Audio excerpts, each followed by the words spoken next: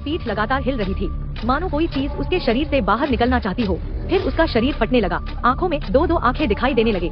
उसके बाद उसके शरीर से एक बिल्कुल नया शरीर बाहर निकला। एक अधिक युवा और अधिक सुंदर महिला उनकी जगह ले ली और इस तरह एक नई रचना का जन्म हुआ।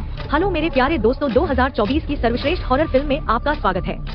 नायिका लिसा एक समय हॉलीवुड में पहली पंक्ति की स्टार थी, लेकिन जैसे जैसे उनकी उम्र बढ़ती गई, उनकी स्टार स्थिति पहले जितनी अच्छी नहीं रही और वह केवल एरोबिक्स कार्यक्रमों की रिकॉर्डिंग में ही भाग ले सकती थी। आज लिसा का 50वां जन्मदिन है। उन्होंने एक दिन की शूटिंग पूरी की, बाद में टॉयलेट आए और फिर महिला टॉयलेट का रखरखाव किया जा रहा था। उन्होंने आसपास कोई नहीं देखा, इसलिए वह सीधे पुरुष के टॉयलेट में चली गई। वह सीधे अंदर चली गई, तभी निर्माता फोन पे बात करती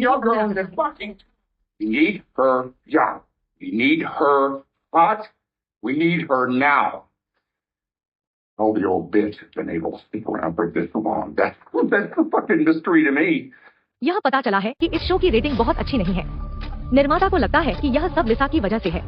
उसे लगता है कि लिसा बहुत बुरी है और उसका आकार खराब है। वह इसे संभालने के लिए एक युवा और अधिक सुंदर नायक को ढूंढना चाहती है। इन शब्दों को सुनने के बाद लिसा के आत्मसम्मान को गंभीर आघात लगा। अपनी कार में घर जाते समय उसने फिर से अपना पोस्टर देखा, वह निर्दयता से फाड़ रहे थे। तभी अचानक से एक गाड़ी ने आके लिसा को टक्कर मारी। आश्चर्य की बात यह है कि डॉक्टर की जांच के बाद उन्होंने पाया कि कोई गंभीर बात नहीं थी। यह एक युवा पुरुष डॉक्टर था जिसने आकर कहा कि वह अंतिम जांच करना चाहता है। उसने लिसा के कपड़े खोले और उंगलियों से उसकी पीठ की जांच की और फिर कुछ अविश्वसनीय शब्द कहे। आप जाने के लिए तैयार हैं? लिसा, जिसका चेहरा गंभीर था, ने केवल उस आदमी के हाथ पर विशेष रूप से स्पष्ट लाल निशान देखा। अपने शरीर की जांच करने के बाद लिसा अस्पताल से बाहर चली गई और अनजाने में उसकी जेब में एक अतिरिक्त यूएसबी पेन ड्राइव थी, जिसपे सामने की तरफ सब्सटेंस और पीछे की तरफ फोन नंबरों और एक नोट था जिसमें कहा गया था कि इसने मेरा जीवन बदल दिया है। घर लौटने के बाद लिसा ने यूएसबी पेन ड्राइव की सामग्री की जाँच की और देखा कि एक ट्यूब में अंडे की जर्दी डाली गई थी, जो तुरंत एक ताजा अंडे की जर्दी में बदल गई। इसने यह भी बताया कि इस पदार्थ का उपयोग मानव शरीर में मानव खून के प्रजनन के लिए किया जा सकता है। यह देखने के बाद लिसा को बहुत असहज महसूस हुआ और वह यूएसबी फ्लैश ड्राइव को कूड़ेदान में फेंक दिया और वह नाइट क्लब चली गई। वह नशे में धुत होने के लिए नाइट क्लब में आई और उसने पाया कि पुरुष केवल उन युवा और सुंदर लड़कियों में रुचि रखते थे और अब वह बुरी हो रही थी। लिसा अब घर लौटी और अपने आप को आईने में देखा और बहुत सोचने के बाद उसने कूड़ेदान से यूएसबी पेन ड्राइव को निकाला और उस पर लिखा फोन नंबर डायल किया। अगले दिन लिसा को एक पैकेज मिला जिसमें एक नंबर प्लेट थी।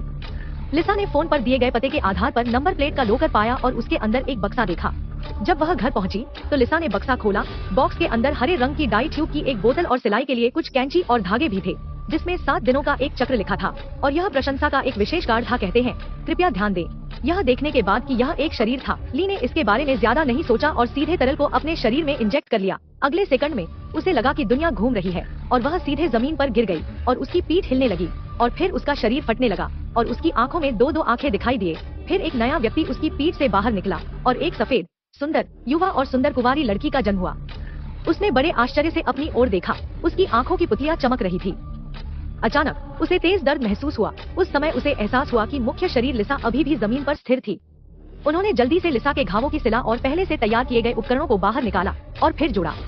यह तरल महत्वपूर्ण विशेषताओं को बनाए रखता है। छाया तरल के प्रत्येक पैक में 7 ग्रेड होते हैं, जिसका अर्थ है कि मृत शरीर केवल 7 दिनों तक सो सकता है। एक 7 डिब्बे वाली ग्लास ट्यूब विभाजित है, जिसे मूल शरीर से निकाला जाना चाहिए और हर दिन किसी के शरीर में इंजेक्ट किया जाना चाहिए। 7 दिनों के बाद विभाजित शरीर के साथ स्टॉक पानी स्वचालित रूप से बंद हो जाएगा। मृत शरीर जागना खो देगा। इस तरह 2 शरीर एक युवा शरीर के साथ। लिसा अपने नए युवा शरीर के साथ सीधे अपने कार्यालय में ऑडिशन के लिए आ जाती है। वह दिखने में बहुत खूबसूरत थी। वह अपना नाम जियाफू बताती है।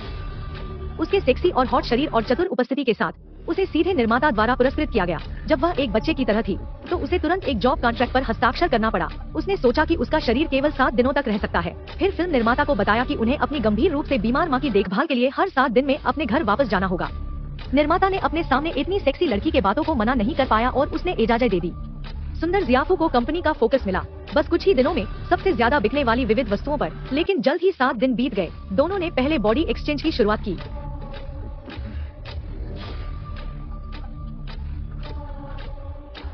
दूसरे दिन लिसा कंपनी छोड़ने के लिए जाने के लिए तैयार हुई। उसे उम्मीद नहीं थी कि निर्माता ने पहले ही उसका सामान पैक कर लिया है और उसको कंपनी से निकाल दिया था। 7 दिनों में लिसा के पास करने के लिए कुछ नहीं था। उसने बस अगले चक्र के लिए आवश्यक पोषक तत्व घुलने की प्रक्रिया का पालन किया। जैसे ही समय आया, जियाफू, जो अपने शरीर को बदलना चाहती थी, अपने जीवन की अपेक्षाओं से भरपूर थी।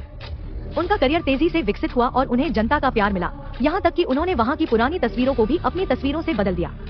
देखते देखते 7वें दिन का समय आ गया। इस दिन जियाफू अपने बॉयफ्रेंड को लेके अपने घर आई। दोनों एक साथ रात बिताने की तैयारी कर रहे थे। जब दोनों प्यार कर रहे थे तभी जियाफू के नाक से खून बहना शुरू हुआ। शरीर का आदान प्रदान का समय आ गया था। अपने स्वयं के विचारों को संतुष्ट करने के लिए जियाफू ने नियमों का उल्लंघन किया। उसने लिसा के साथ शरीर का आदान प्रदान नहीं किया, लेकिन थोड़ा और पानी निकाला ताकि वह बॉयफ्रेंड के साथ थोड़ा और समय बिता सके। दूसरे दिन लिसा के फिर से जागने के बाद उसने पाया कि पूरा घर अस्त व्यस्त था। बॉयफ्रेंड द्वारा छोड़ा गया हेलमेट रखा हुआ था। जब वह खिड़की पर नोट के लिए पहुंची, यह जानकर आश्चर्य हुआ कि उसकी एक उंगली पूरी तरह से बूढ़ी हो गई थी।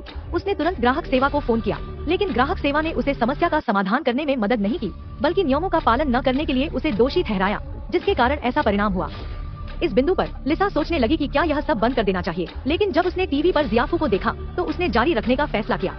दूसरे दिन वह आवश्यक पोषक तत्व समाधान की पूर्ति के लिए निर्दिष्ट स्थान पर गई और वापस जाते समय वह एक कॉफी शॉप से गुजरी। एक छोटा ब्रेक लेने के लिए तैयार थी और तभी दूसरी तरफ एक डरावना बूढ़ा आदमी उसकी ओर घूर रहा था।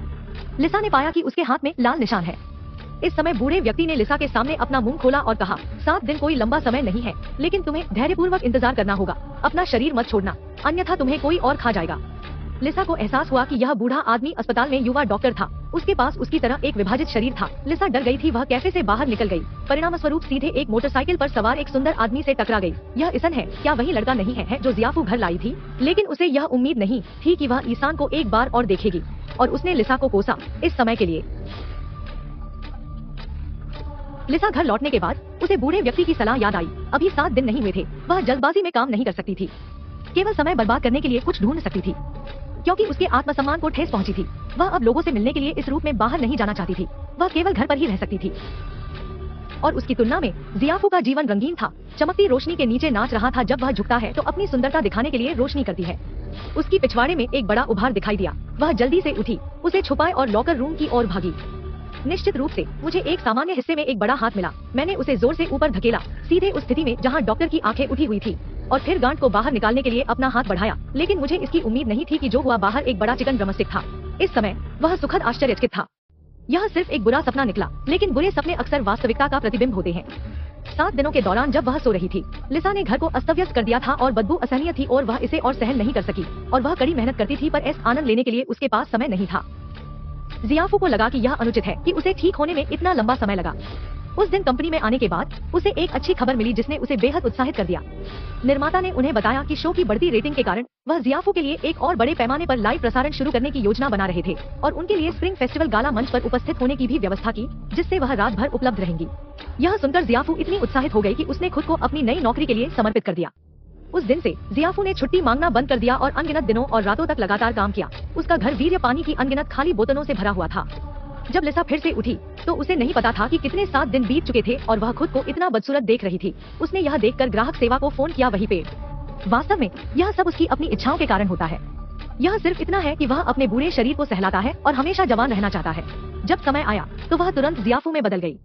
जब वह उठी तो उसने एक और भेड़िया देखा। वह क्रोधित थी और अपने पुराने स्वभाव से नफरत करती थी।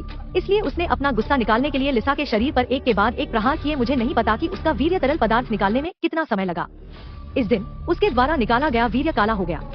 जियाफू ने तुरंत ग्राहक सेवा को फोन किया और पता चला कि वीर्य तरल पदार्थ समाप्त होने के बाद प्रसव के लिए पर्याप्त समय चाहिए। तुम्हें मौत का सामना करना पड़ेगा। ऐसा कोई रास्ता नहीं है जिससे जियाफू वापस आ सके। लिसा की इस यात्रा के बाद वह एक राक्षस की तरह पहचानने योग्य नहीं रह गई थी। उसने खुद को आईने में देखा और अंततः मामले की गंभीरता को महसूस किया। इस बार उसने अनुभव को समाप्त करने के लिए ग्राहक सेवा को निर्णायक रूप से बुलाया, लेकिन ग्राहक सेवा अभी भी जारी रही। लिसा ने उसे याद दिलाया कि एक बार अनुभव समाप्त हो जाने के बाद वह विभाजित शरीर को सक्रिय नहीं कर पाएगी। लिसा ने संकोच नहीं किया और दृढ़ता से समाप्ति योजना का आदेश दिया। हालांकि जब उसे समाप्ति योजना मिली और उसने अपने युवा और सुंदर शरीर का सामना किया, वह फिर झिझकी। इस इंजेक्शन का मतलब है कि वह कभी भी अपने युवा शरीर में वापस नहीं लौट पाएगी। लेकिन अगर वह अभी रुक गया तो अगली बार जागने पर उसका क्या होगा? अंतिम।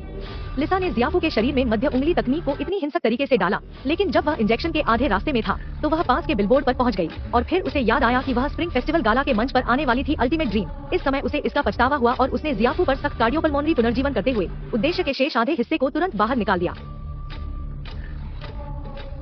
अप्रत्याशित रूप से जियाफू वास्तव में जाग गई।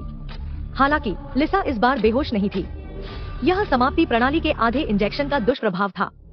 जब जियाफू की नजर में जमीन पर मध्य उंगली की तकनीक देखी, वह तुरंत समझ गया कि लिसा समाप्ति चाहती थी। इसलिए वह गुस्से में लिसा की ओर दौड़ी और उसे लात मारकर उड़ा दिया। एक पागलपन के बाद लिसा में अब जीवन की विशेषताएं नहीं थी। उसे यह भी नहीं पता था कि उसका असली शरीर मर चुका है। क्या वह भविष्य में जीवित रह सकेगी? इसके बाद उन्होंने स्प्रिंग फेस्टिवल गाला लाइव प्रसारण के लिए तैयारी की। मेकअप लगाने के बाद उन्हें असहजता महसूस हुई, खांसी हुई और उल्टी हुई, और उन्होंने महसूस किया कि अन्य दांत भी ढीले थे और चमक में कोई कमी नहीं थी।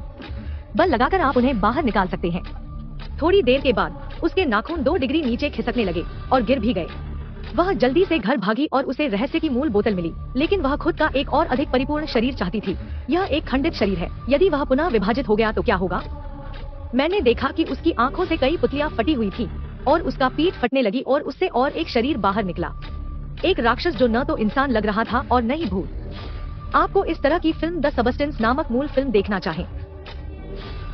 राक्षस अंततः स्प्रिंग फेस्टिवल गाला के मंच पर दिखाई दिया और उन्होंने लाखों दर्शकों के सामने प्रस्तुत किया।